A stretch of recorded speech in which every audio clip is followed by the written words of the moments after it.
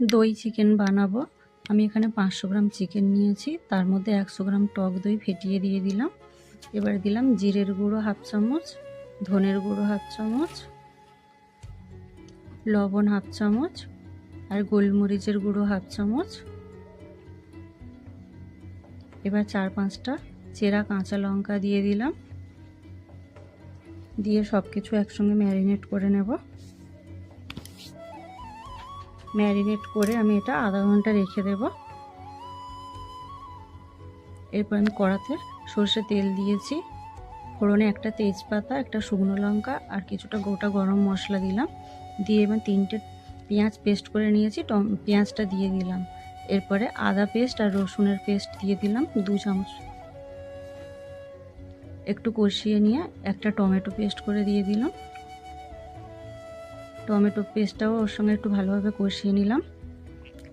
এবারে দিলাম লবণ, হলুদ গুঁড়ো আর লঙ্কার গুঁড়ো হাফ চামচ করে, দিয়ে আবার সব কিছু একসঙ্গে কষিয়ে নেব।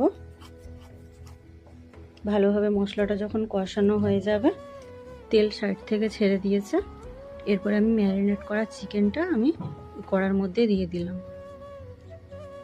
দিয়ে আবার ভালোভাবে সব কিছু মিশিয়ে নেব।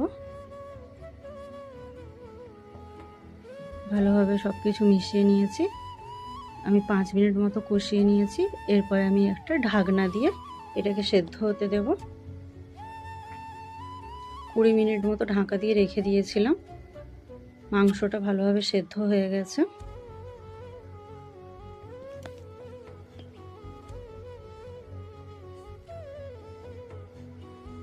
এরপর আমি এখানে হাফ চামচ চিনি দিলাম আর কিছুটা ধনেপাতা কুচি দিয়ে দিলাম।